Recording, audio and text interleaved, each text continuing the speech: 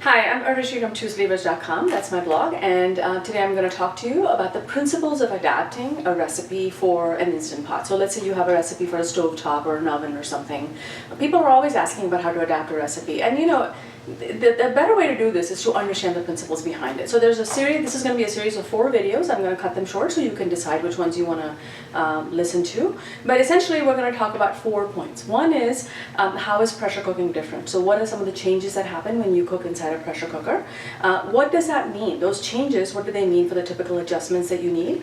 How would you adapt a recipe that's made for something else? And then I'm going to walk you through a sample. So in this video I'm going to talk about how pressure cooking is different. Some of this is going to sound obvious, but when you look at the implications, it will make a little bit more sense as to why I chose these. So the first thing that's going to happen in a pressure cooker is you're going to have less water evaporating. It's a contained environment. All the water that you put in is going to stay in, but then all the water that the vegetables and meat and everything else releases is also going to stay in. So obviously you can start to think about the implications of that. You're going to end up with more water than you started unless you have starchy things like pasta or beans or potatoes in there. So because one of the main changes that's going to happen as you think about adapting a recipe is the water is going to stay in. However, the paradox is everything needs a certain amount of water to cook. So you need to have at least a fourth of a cup of water in it. And then when the meats and vegetables release water, you need about somewhere between 3/4 to 1 cup for the pot to come to pressure. So what that means is you can't do dishes that have absolutely no water that's going to be released from that dish. So you can't make dry dishes as an example. The faster cook times are the biggest advantage, but also the area where you will have to adapt your recipe the most. And in the next videos, I'm going to talk about how you can think about adapting some of those times. The other thing to consider is that things cook at different time periods. So in a slow cooker, for example, you can put meats and vegetables in at the same time and you can expect them to cook at the same time. That will not work in a pressure cooker. What's going to happen is things that are less dense, like vegetables or meat or seafood, shrimp, are going to cook at a very, very different pace from dense meats like pork or chicken or beef, etc. So you can't cook things at the same time unless they take the same cook time. The other thing to be very, very careful about in a pressure cooker is you cannot have it scorch at all. So when you're cooking on a stovetop, for example, you can have dishes that leave a fond at the end of it. And that fond is a good thing. It's got a lot of flavor. If you watch the video about the Maillard reaction, you'll see how some of those things are deliberately cultivated in a stovetop. You cannot have those in a pressure cooker because the good pressure cookers will stop themselves. So if it scorches at all, as a safety measure, it will shut itself off. So you need to be really careful about that. And then the other thing to be aware of is that foods don't always act the same under pressure. So you know how alcohol will evaporate on a stovetop? It won't necessarily in a pressure cooker. Peppers, things that are spicy, sometimes the heat may intensify if you're doing a concoction. And the main thing that comes up quite often is that dairy will curdle. So if you're cooking with yogurt or if you're cooking with milk, now sometimes honestly you want it to curdle, you want it to separate. So if you're making an Indian style dessert, you want that separation. So you want the milk solids to be extracted. But most of the times that's not a desirable thing.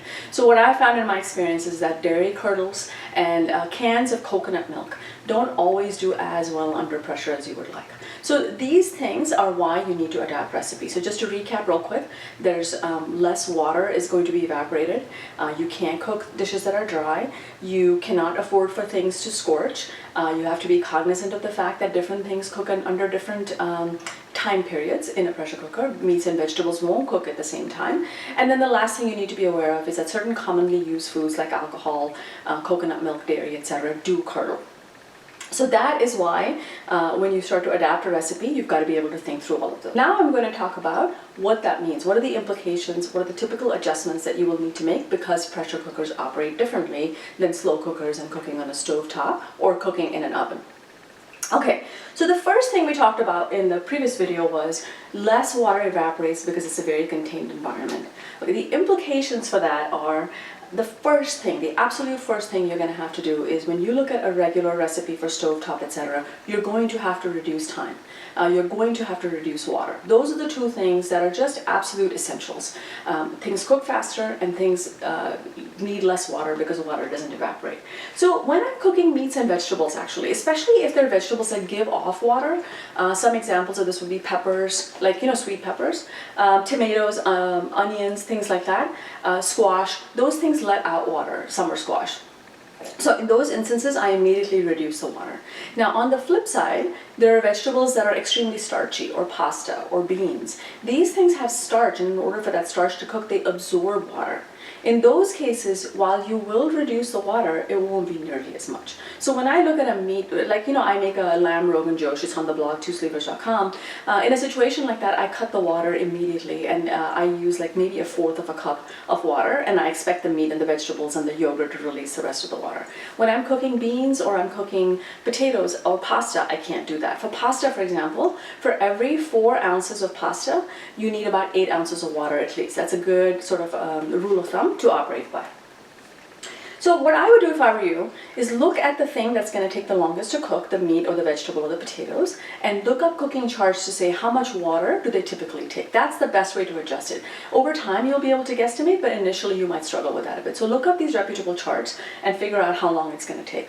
One thing you do need to be aware of, because the water doesn't evaporate, you cannot do sauce reductions. So you know how sometimes you'll reduce a sauce to concentrate the flavor, like a wine reduction, or you'll concentrate the broth down. That's not going to happen in a pressure cooker because it's going to maintain all of the water inside. So look at the recipe and see if it's one that is calling for a reduction, and then just think through how you're going to do that. You may have to do that after the food is cooked, but it's not going to happen within that pot, obviously. Okay, remember when I said, all of these things need some water to cook. Meats, vegetables, yogurt, and when I say vegetables, I'm not counting starchy vegetables. So like, potatoes is a classic example of one that actually needs water. Those things, however, meats and vegetables typically release water. If you look up my butter chicken recipe, people are always saying, am I really not going to put any water? It's just a can of tomatoes and chicken? Yes. And it's going to make so much sauce because the tomatoes are going to release water and the chicken releases water. So you end up with a ton of really delicious sauce. But just keep that principle in mind.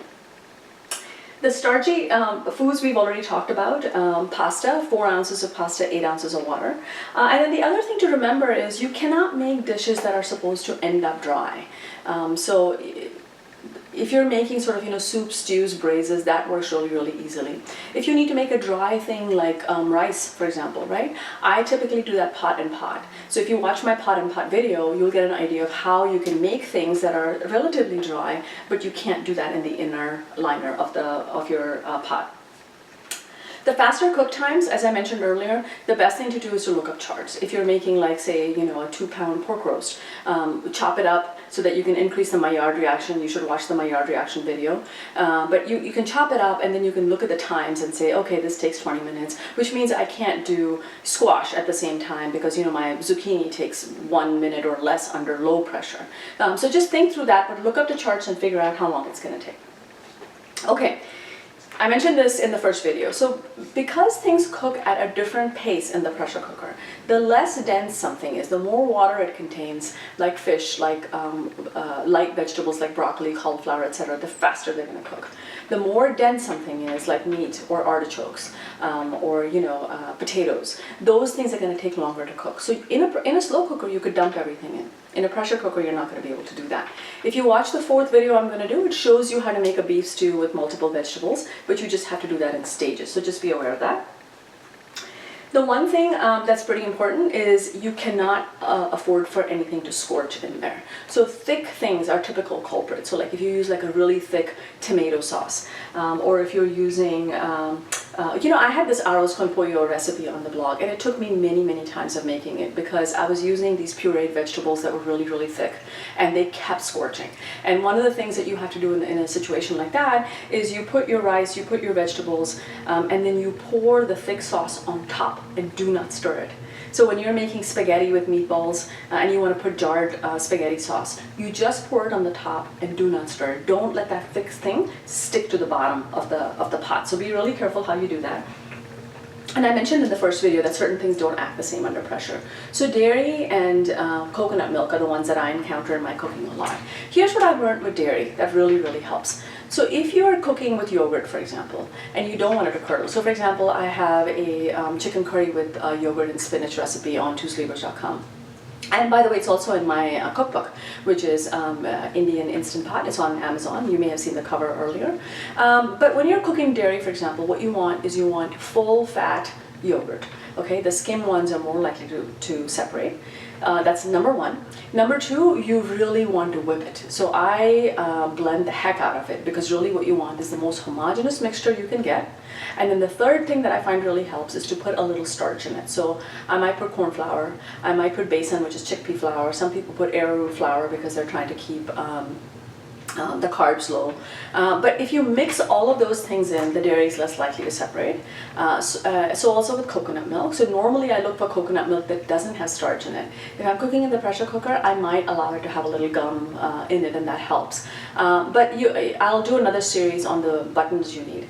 The other thing that really helps is if you don't want something to boil and curdle, what you might need to do is look for the soup setting on your Instant Pot or your other pressure cooker, and find something that doesn't boil the heck out of that dairy, and that's what's going to keep it from curdling. So we've talked about a lot here. I've talked about the various ways in which you have to adjust. Reduce water, reduce time. Look at the fastest cooking ingredient and see, look at the slowest cooking ingredient and see if those two things can be cooked at the same time. Don't put things that are going to scorch in it. If you have something that's really thick, make sure you put it on top. Look at the difference between starchy vegetables and beans and pasta versus fast cooking ones that have a lot of water, and decide how much water you're going to need to put in. And just be aware that certain foods don't act the same. So we talked about dairy, we talked about coconut milk.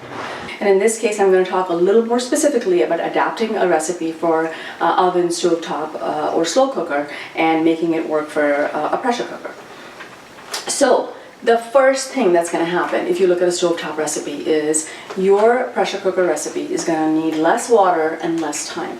So if you did nothing but adjust two things, it's not the best way to adapt a recipe, but those things are absolutely essential. You are going to typically have to reduce the water almost invariably, and it's going to take less time under pressure. Okay, so if you do nothing else but those two things, you're kind of almost halfway there. In a slow cooker, what's going to happen is you'll see recipes for a slow cooker that require you to put what might be considered quick cooking vegetables, as well as slow cooking vegetables, as well as meats, all in at the same time. And under that low pressure, the vegetables actually take a little bit longer and the meat falls apart a little bit faster in a slow cooker. That's not what happens in a pressure cooker. In fact, it's almost the opposite. So the lighter, less dense vegetables that have a lot of water are going to cook a whole lot faster. So if you're trying to cook, for example, summer squash and meat together, or beans with broccoli or whatever, or cauliflower in it, it's going to be a bit of a mess if you try to do it all at the same time. So the recipes that will work in a slow cooker by dumping everything in a pressure cooker, you can make them, but you may have to do this in multiple stages. In the next video, I'm going to show you how to take a recipe that calls for meat and vegetables and show you how to split it up so that you'll get some idea of how to do that. So when you're adapting from a stovetop, less water, less time. In a slow cooker, less water, less time, and be cognizant of the meats and vegetables that you're trying to put in at the same time, or pasta and vegetables, or beans and vegetables, whatever it is. And then let's talk about the oven. So in an oven, obviously, browning is going to occur. A pressure cooker has heat, but it doesn't allow for browning. So a lot of times what happens is you may cook something in the pressure cooker, like for example, I have both a chicken shawarma recipe on TwoSleevers.com, and I also have a doner kebab where you can make gyros at home, which is incredible, by the way. But when the doner kebab loaf comes out of the pressure cooker, it doesn't look very appetizing, to be honest. It's like this gray, steamed looking lump of meat. Now inside it's extremely moist and extremely delicious, but it's not the most appetizing thing, shall we say. So in a situation like that, I always end up broiling it, and that little broiling allows the moisture to stay within the loaf. It allows it to stay moist, and it gives an attractive appearance. And at the same time, I haven't turned on my oven for hours on end, which is quite helpful. So just be aware that if you make recipes that look really brown and delicious from an oven, many of those can be adapted. Just be prepared to be able to brown it later on. Now, you may know that it's actually possible to make cakes in your Instant Pot, and I have quite a few recipes that allow you to do that. But the one thing to be aware of is that because of the moist environment, things like yeast and baking soda, baking powder act a little bit differently. So sometimes it takes a little more of those to be able to provide the rise that you would need. So just to recap really quickly, on any recipe from stovetop, less water, less time. Any recipe from a slow cooker, less water, less time. Be cognizant that you may not be able to cook different types of meats and vegetables at the same time. And anything in an oven, all of those things, plus remember to budget time to brown the meat or the vegetable or the casserole or the cheese that you're melting, whatever it is. And just be aware that you may have to increase the leavening agents in order for the cake or whatever to rise as much in the pressure cooker. And if you go to TwoSleevers.com, there are several low-carb keto cakes that I've made in there that work really well, actually. And some of them, to be honest, that don't. Like I have this flourless brownies recipe. It's amazing, but it falls flat really quick, and I haven't been able to fix it. It tastes good enough, so I haven't cared. But you may have to experiment a little bit to be able to figure out kind of what's going to work. Okay, so that was the third one, which was how to take the principles of adapting a slow cooker, oven, or a stovetop recipe. And in the next video, I'm going to talk you through a beef stew recipe so that you get an idea of when I look at a recipe, what are the types of changes that I make. So in this video, however, I'm going to take a very simple beef stew recipe and show you how you should think about how these recipes get adapted. Okay, so here's a pretty standard, maybe somewhat bland looking recipe for a beef stew.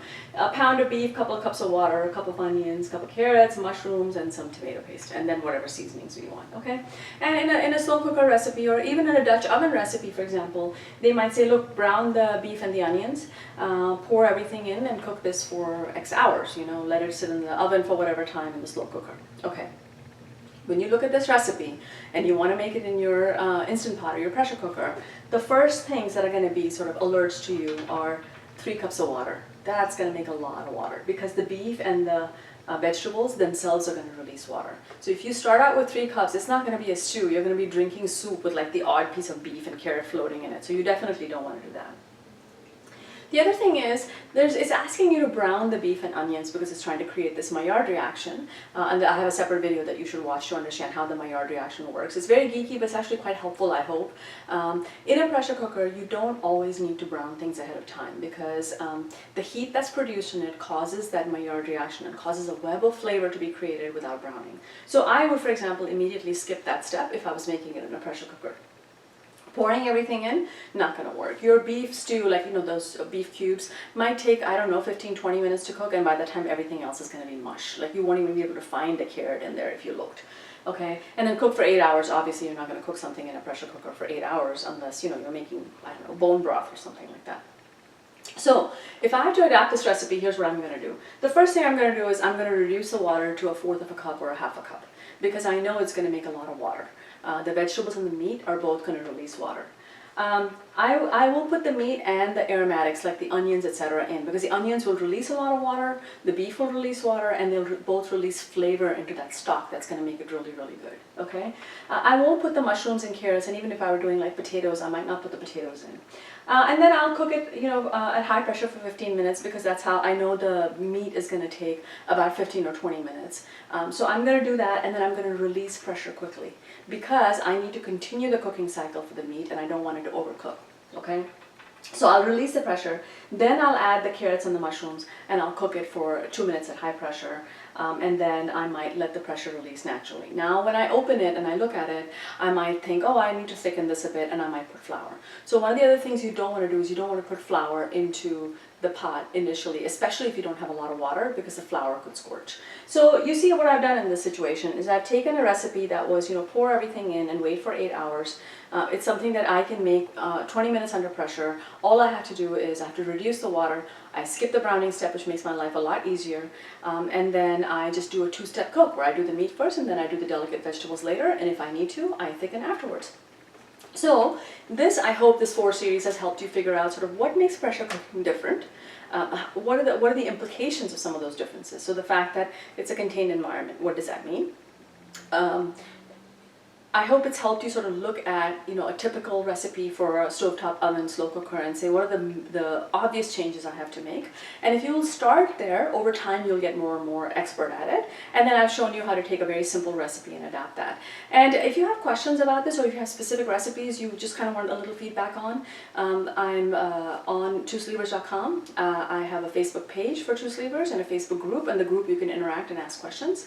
And of course there's, YouTube here. So just post comments and I will try my best to get to them and answer them. And I hope this has been helpful, and I hope you will watch the other videos. And please do consider checking out the book that has 56 very easy Indian recipes that is now on Amazon. And I'm Arishi from TwoSleevers.com, and I hope this was helpful. Thank you.